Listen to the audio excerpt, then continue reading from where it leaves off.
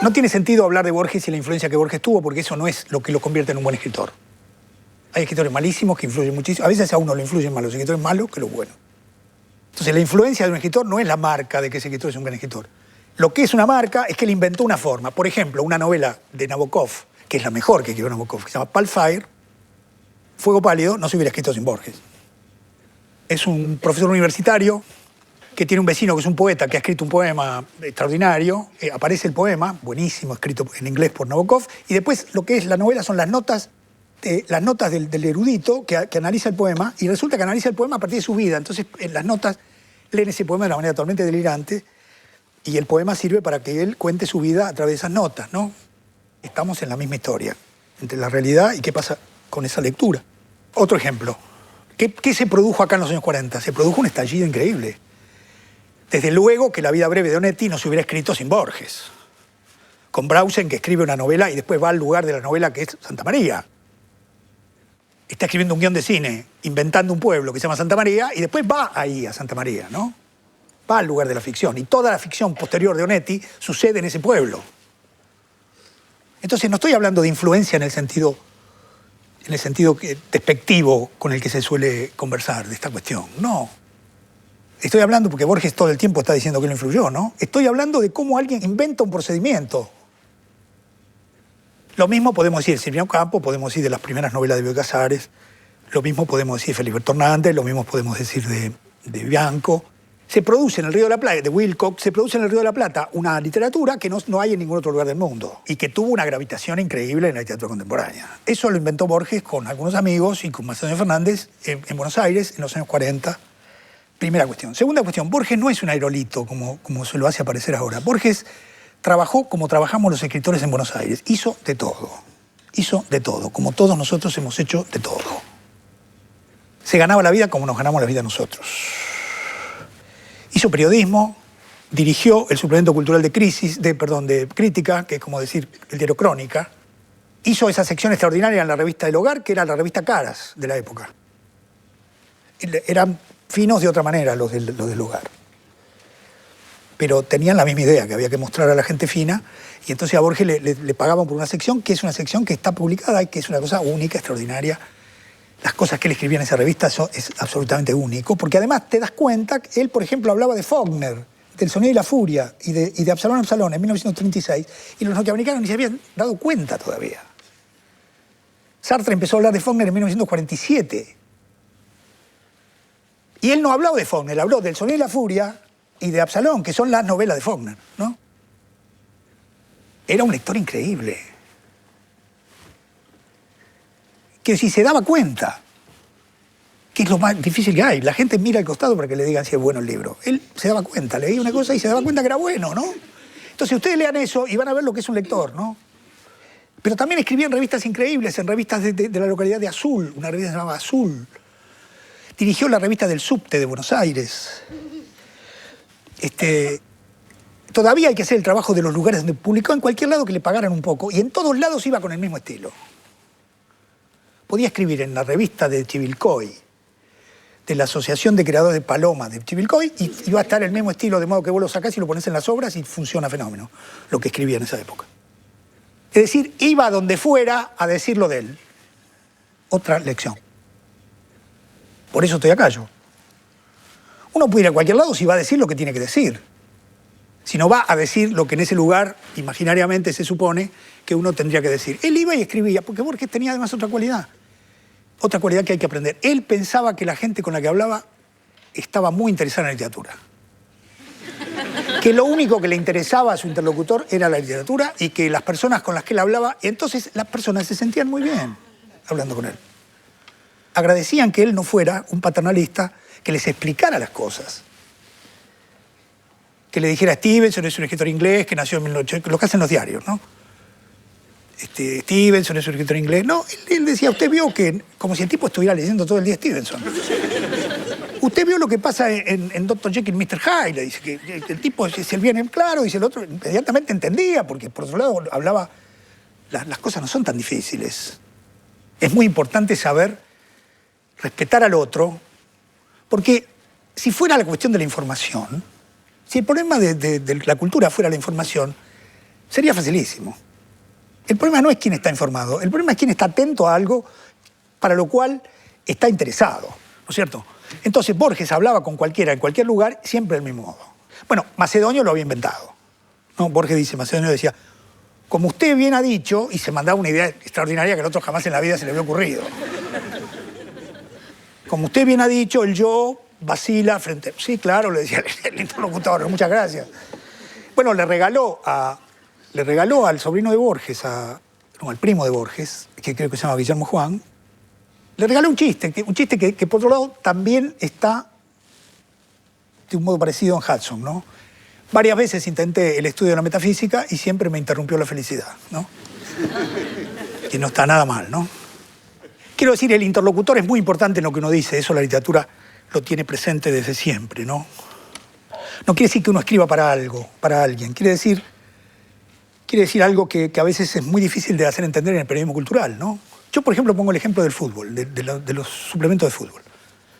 En el suplemento de fútbol, cada vez no dicen, un equipo de fútbol tiene 11 jugadores, hay un árbitro, hay que meter la pelota, no hay que tomarla con la mano la pelota, cosa que sí hacen en los suplementos culturales. Parten de la hipótesis de que lee eso, está interesado y sabe, y yo a veces no entiendo que el enganche, que si juegan, no sé, no dicen, no explican. El enganche se está terminando, es un título. Pues sí, ¿qué enganche se habrá terminado, no? Y el enganche es el número 10, ¿no? Es un problema teórico importantísimo, ¿no? La verdad que es un problema teórico, porque tiene que ver con la tradición del fútbol, es una cuestión... realmente es un debate importante, si se va a jugar con un 10 que sea el creador del fútbol, o si se va a jugar de una manera que no es la que nosotros jugamos, ¿no? Entonces, por ejemplo, otra cosa que siempre digo, uno ve los partidos de fútbol. Hay uno que narra y otro que comenta. Si uno hace eso en la literatura, dicen, pero ¿cómo puede ser? Hay uno que narra, que es quien sea, y después está Macaya Márquez, que cada tanto dice, no, acá lo que pasa es que en el espacio donde estaba el 2, ahora está el 3. Ahora, si uno en una novela pone eso, dice, no, eso es como le dicen metaficción. Eso lo hacía Cervantes, ¿qué metaficción, no? Un narrador se para y explica. Un narrador popular está contando una historia y dice, no, esto lo que quiere decir es que esto está lleno de fantasmas, y los fantasmas... Empieza a explicar lo que está pasando. Es decir, entonces Borges lo hizo siempre, eso. Los narradores de Borges cuentan, explican, trabajan con todas las posibilidades del lenguaje, ¿no? Pero me importa mucho decir que Borges no era un aerolito, no era un personaje que bajó del no se sabe qué altura. Es un hombre que se ganó la vida cuando trabajaba en la biblioteca municipal, ganaba 240 pesos, y Ar ganaba el doble. Con las Aguafuerte, Ar ganaba cerca de 500 pesos. Me tomé el trabajo de ver. Y entonces Borges lo cuenta, dice que las amigas chetas que tenía, lo iban a ver, y le decían, pero ¿qué es? No, ¿cómo puedes trabajar por este sueldo? ¿No? Como que trabajaba por un sueldo que era como que no se podía hacer, que trabajaba por eso. O sea, se ganaba la vida, había muerto el padre, por lo tanto necesitaba un sueldo fijo y se fue a trabajar en esa biblioteca, tenía que cruzar la ciudad en el tranvía, porque él vivía en Palermo, y tenía que ir, tardaba como 2 horas de viaje, ¿no? Después hizo traducciones, hizo antologías, escribió prólogos, hizo colecciones, dio conferencias en pueblitos diversos, dio conferencias en todos lados. Iba, tomaba el tren, se bajaba en el pueblito, iba al hotel, lo recibía en la Comisión de Cultura, horrible. Iba ahí y daba una conferencia sobre Chesterton. Tenía que comer, ¿no? Como él decía, una cena de hombres que se detestan, decía Borges. Tenía que comer, volver al hotelito, dormir a la noche, levantarse a la mañana, tomarse el tren, volver a Constitución y le pagaban, ¿qué le pagaban? No sé, 200 pesos le pagarían, no sé. Iba por eso. Hay muchísimas historias. Yo tengo un amigo que estaba en San Fernando, en una plaza de San Fernando, y lo vinieron a buscar y dijeron, mirá, Borges va a dar una conferencia acá y no hay nadie, ¿no querés venir? Y él fue y tuvo la sensación que Borges le hablaba a él y lo empezó a seguir y se convirtió en un fanático de Borges, porque desde ese momento el tipo pensó que Borges le había dado en la conferencia y que él tenía que ir a toda la conferencia por las dudas de que no hubiera gente, ¿no? Pero es verdad, como les digo, ¿eh? Segunda cuestión, nunca salió de Buenos Aires. Entre 1923 y 1961 hizo todo en Buenos Aires. ¿Ustedes pueden creer que con las librerías de Buenos Aires hizo todo? Esta ciudad es extraordinaria. Ustedes discúlpenme. Políticamente no mucho. Pero culturalmente es... ¿no? Siempre fue unitaria y ya sabemos. Pero culturalmente tiene una energía, ¿no? Que uno no puede entender, o puede entender, cómo Borges tenía esa cultura, construyó esa cultura con las librerías inglesas y francesas de Buenos Aires, y arreglándoselas, con las bibliotecas, arreglándoselas. Basta ver ese libro extraordinario que han hecho aquí, que han hecho un libro sobre el cual vamos a hablar especialmente, ¿no? A partir de los libros que él dejó aquí, cuando renunció a ser director de la Biblioteca Nacional, dejó muchísimos libros. Y Laura Rosato y Germán Álvarez, que son divinos y extraordinarios, hicieron un trabajo. Primero localizaron esos libros, perdidos. Y todos los libros están anotados por Borges. Y ahí uno ve cómo leía, ¿no? Vamos a hablar de eso. Es increíble. Entonces hay libros en alemán, libros en inglés, libros en francés, biografía de Schopenhauer, libros de filosofía, libros, todo lo que alguien quiere y debe leer, lo hizo acá, ¿no? Eso a mí me parece, me emociona eso, ¿no? Porque me parece que Buenos Aires mantiene esa energía, ¿no? Acá se están haciendo cosas buenísimas, la gente se las arregla acá. Borges, es como si Borges dijera, no hace falta ir a Nueva York. No hace falta, para ser contemporáneo, ir a Tokio. Mejor ir a Tokio, si quieren, yo no digo. Pero digo, uno puede hacer las cosas acá, con lo que hay acá, arreglarse con lo que hay. Y él es como los grandes de acá, ¿no? Como Jules Solar, otro que se las arregló acá, ¿no es cierto? Como Macedonio, como Roberto Jacobi, como María Moreno, como Ure, ¿no? Es así. Gente que se las... como Germán García, Fermín Eguía, gente que está acá y que hacen cosas extraordinarias, ¿no? Con lo que tienen, con lo poco que tienen ahí lo hacen y son grandes artistas. Es una lección, porque Buenos Aires no es Lima, ni México. La Argentina no es Perú, no tiene esa cultura colonial, no tuvo esa cultura colonial. No tenemos ese lugar para apoyarnos. No tiene esa cultura prehispánica. No tiene esa cultura colonial increíble que tienen en Perú y en México. Esa tradición prehispánica absolutamente única. No es el Caribe, que es otro lugar extraordinariamente productivo desde el punto de vista cultural, ¿no? Es el lugar donde empezó todo y hay 4 lenguas que se mezclan. Faulkner es un escritor del Caribe. Faulkner es un escritor del Caribe, ¿no es cierto? Nueva Orleans es una ciudad del Caribe, ¿no? Entonces, en el Caribe está Faulkner, está García Márquez, está Fanon, está Naipaul. Buenos Aires es otra cosa. Entonces, no sale de Buenos Aires hasta 1961 y después no para de viajar. Es decir, ganas de viajar tenía, ¿no? Hay algo que no se ha dicho, me parece, porque la industria borgiana de la editorial, de las editoriales, y la industria borgiana académica no lo ha dicho. Y es que Borges se quedó ciego en 1953 y su capacidad de estilo quedó destruida. Porque no pudo leer. No pudo leer sus propios manuscritos. Nosotros vamos a mostrar algunos manuscritos de Borges y ustedes van a ver lo que son esos textos con las alternativas que él trabajaba y el modo que corregía. Sartre le pasó eso, se quedó ciego en 1970 y dijo, estoy destruido. Si ustedes leen, hay una entrevista que se llama Autobiografía a los 70 años, Sartre dice, ya no sirvo para nada, ¿qué voy a hacer? Si no puedo leer lo que escribo, no puedo escribir, no sé qué hacer. Borges era un estoico, nunca se quejó. Al contrario, decía, agradezco la ironía de Dios que me dio a la vez los libros y la noche, ¿no? Y ahora estoy escribiendo mejor, decía. Ustedes leen cualquier texto de Borges de los años 60 para adelante y leen los textos anteriores y hay que ser, no sé, hay que ser un marciano para no darse cuenta de lo que es una cosa y la otra. Ahora, es muy bueno lo que él hace, porque es tan bueno que también los textos que dictó son buenísimos, pero no se puede ni siquiera imaginar la comparación de lo que son esos textos de los años 40, que son los textos que nosotros consideramos sobre lo cual hay que hablar, ¿no? Sobre lo cual hay que volver, ¿no? No es el mismo escritor, pero como tienen que publicar las obras completas, como tienen que vender como si fuera lo mismo, entonces nos dicen, no, mire, esto es una cosa, esto tiene un precio, digamos.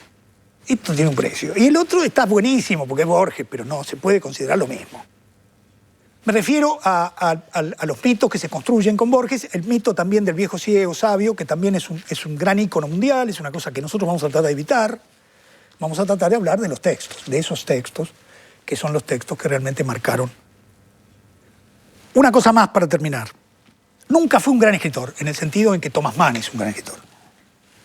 Siempre escribió textos breves de 10 páginas, nunca escribió un libro entero, siempre escribió libros que son conjunto de citas, conjunto de textos en un volumen, ¿no es cierto? Siempre le gustaron los escritores menores, los que eran bestsellers en su época, le gustaba Chesterton, le gustaba Wells, le gustaba Kipling, le gustaba Stevenson, que eran los escritores populares de cuando él era joven. Siempre valoró a esos escritores, dijo que no le gustaba Proust, que no le gustaba Dostoyevsky, no tenía razón al decir eso. Pero estaba muy bien que lo dijera, si él creía que era mejor Chesterton que Proust. Iba a Francia y decía, ¿cómo les va? ¿Qué tal? Proust no me gusta nada. Lo primero que le decía al francés. Entonces no escribió una obra novelística y por eso no le dieron el premio Nobel. No le dieron el premio Nobel porque no es una obra para el premio Nobel. No es un novelista, ¿no? No es Gálvez, ¿no es cierto? No es Mallea, que esos escritores que vos ves. No es Aira, ¿viste? Que vos ves escritores que escriben grandes obras, muchísimas cantidad de libros. No, él es un escritor microscópico que escribe cosas. Entonces, las 2 veces que le dieron un premio, se lo dieron compartido. Le dieron el premio Formentor compartido con Beckett. Él dijo, ¿quién es Beckett? Yo me hubiera muerto de emoción, ¿no? Él dijo, ¿Beckett? ¿Quién es Beckett? Después le dieron el premio Cervantes compartido con Gerardo Diego. Y apareció Gerardo Diego y Borges le dijo, ¿usted es Gerardo o Diego? Entonces, tenía que hacer un chiste, ¿qué iba a hacer? Pensaban que no se merecía el premio él solo, tenía que compartirlo con otro. ¿Cómo le iban a dar el premio Nobel? Como si se lo hubieran dado a Kafka. Entonces, Borges y Kafka son los escritores del siglo XX. Tac. Está lo kafkiano y lo borgiano. Uno sabe lo que es eso. La crítica que tuvo Borges, cuando empezó, siempre fue muy negativa, ¿no? En el momento. Les voy a leer la declaración del jurado del Premio Nacional de 1942. Cuando Borges no recibió el Premio Nacional, el premio lo recibió un escritor llamado Acevedo Díaz, que quizá los que tienen mi edad recuerdan que había un manual de historia de él. El jurado dice, quienes se decidan a leer el libro, los cuentos de Borges, el primer libro de cuentos de Borges, hallen esa explicación en su carácter de literatura deshumanizada, de alambique, más aún, de oscuro y arbitrario juego cerebral, que ni siquiera puede compararse con las combinaciones del ajedrez, porque éstas responden a un riguroso encadenamiento y no al capricho del autor. ¿Qué tal? Si el jurado entendió que no podía ofrecer al pueblo argentino, mira qué generalización, ¿no? En esta hora del mundo, otra generalización, con el galardón del mayor reconocimiento nacional, una obra exótica y de decadencia que oscila respondiendo a ciertas desviadas tendencias de la literatura inglesa contemporánea, entre el cuento fantástico de jactanciosa erudición recóndita y la narración policial, etc., ¿no? O sea, no era un escritor oficial. ¿No? En ese mismo tiempo, Murena, que había leído el artículo de Sartre, La nacionalización de la literatura, de 1948, en 1949 escribe en Sur un artículo que se llama Condenación de una poesía. Mirá que escribía tan mal Murena, ¿no? La condenación de una poesía le puso. Y un brulote contra Borges. En términos de lo que después el Grupo Contorno iba a llevar adelante, que es ¿qué es la literatura nacional? Son los temas la literatura nacional. Borges tiene otra idea de lo que es la literatura nacional. Entonces, ¿cómo Borges va a ser un escritor nacional si algunas cosas de él pasan en Babilonia, ¿no? Sábato, que los ensayos de Sábato están bien, porque todos los ensayos de Sábato están escritos con el estilo de Borges, ¿no? Cualquiera de ustedes lea Uno y el Universo y Heterodoxia y verán lo que es ese estilo. Muy bien. Escribió un artículo en Sur que se llamaba Geometrización de la novela, contra Borges. Por la muerte y la brújula, que es geometría. La novela no tenía que ser geométrica, tenía que ser apasionada, pasional, que está bien que haya novelas apasionadas y pasionales, pero eso no quiere decir que haya que decirle a Borges las cosas que le decían. Después apareció el libro de Adolfo Prieto, primer libro que se escribe sobre Borges, Grupo Contorno, un brulote, que por otro lado, como pasa con Borges y también con Marx y con Nietzsche, cuando lo citan, están perdidos. Entonces, Adolfo Prieto escribe, pero de pronto cita a Borges y claro, uno dice, qué bueno que es este escritor, ¿no? Lo mismo pasa con Marx. La gente dice, Marx, qué degenerado. Y lo citan y dicen, pero lo voy a leer ya mismo, ¿no? Bueno, y voy a terminar con algo que es realmente... Y hacemos una pausa. El gran libro, Antología de Literatura Fantástica, Borges se instala ahí en el mismo año de Clon. ¿Quién escribe el prólogo? El inefable Bioy Casares. ¿Qué pone Bioy Casares en el prólogo? Miren. Con el acercamiento al Motacim, con Pierre Menard, Buteau del Quijote, Clon Orbis Tertius, Borges ha creado un nuevo género literario que participa del ensayo y de la ficción. Son ejercicios de incesante inteligencia y de imaginación feliz, carentes de languideces, de todo elemento humano, patético o sentimental, y destinado a lectores intelectuales, estudiosos de filosofía, casi especialistas en literatura. Con un amigo así, no hace falta... que escribe el prólogo del libro que yo inventé, no me hace falta ninguna... Basta leer el libro ese malvado que escribió para hacer... Esto lo escribió en 1940. Bioy Casares. Que siempre fue un pavote, Bioy Casares. Me enojo, me enojo.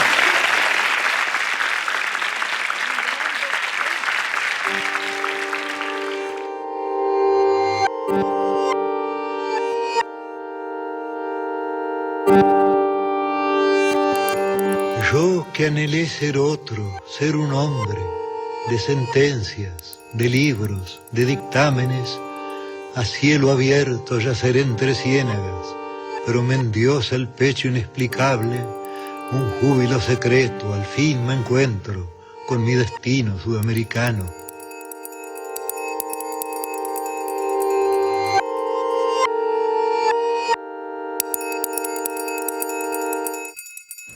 La literatura habla de lo mismo que habla de la sociedad. Discute los mismos problemas que la sociedad en otro registro. Y hay que ser fiel a ese otro registro. Entonces, para eso yo he intentado ya hace bastante tiempo trabajar con algunas hipótesis sobre cómo Borges se imagina su lugar en la sociedad, ¿no? Es decir, trabajar con el concepto de ideología, ¿no? Cómo todos nosotros tenemos una ilusión. La ideología es una ilusión. La ilusión de cómo imaginamos que estamos en la sociedad, quiénes somos.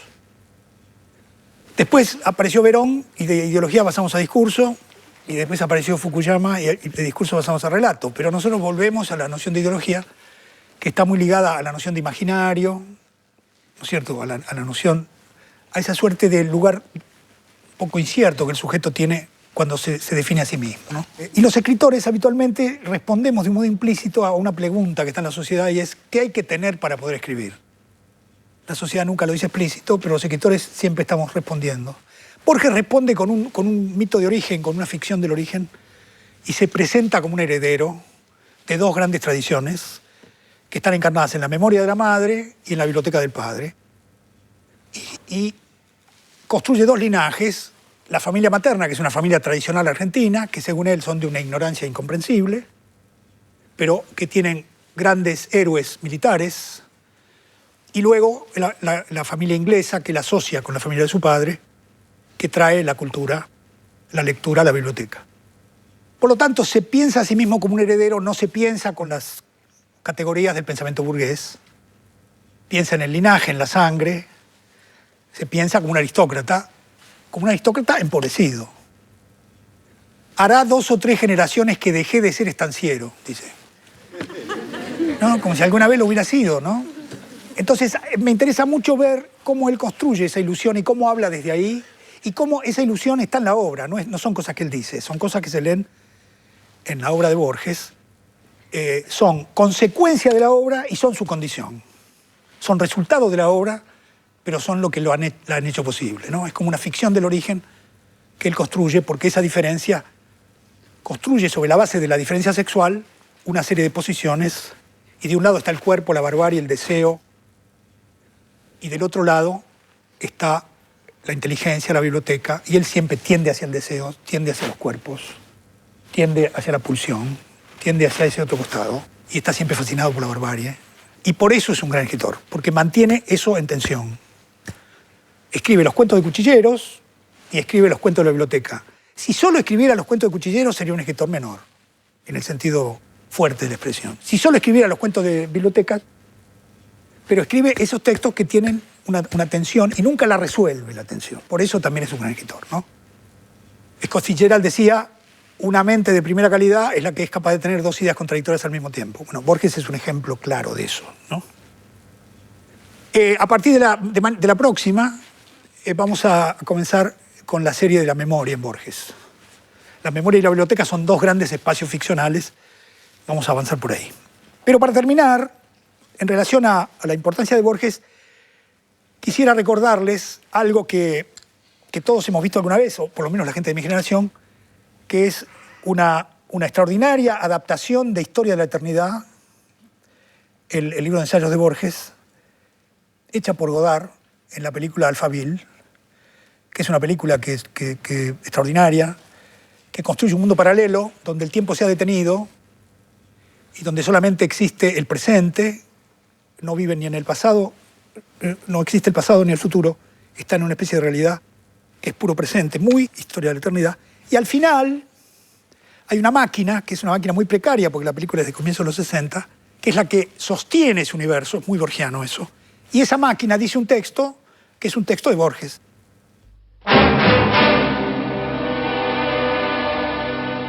Le temps est la substance dont je suis fait. Le temps est un fleuve qui m'entraîne. Mais je suis le temps. C'est un tigre qui me déchire, mais je suis le tigre. Pour notre malheur, le monde est réel. Et moi, pour mon malheur, Alpha 60. En la película de Godard, en vez de decir Borges, dice yo soy Alpha 60, que es el nombre que tiene esa especie de Aleph. Es una prueba de la gravitación de Borges que un artista de vanguardia, de izquierda, como Godard, haya usado ese texto de Borges. Y no conozco un cineasta más borgiano que Godard, lleno de citas todo el tiempo, sus textos. Los personajes de Godard están siempre con libros leyendo citas.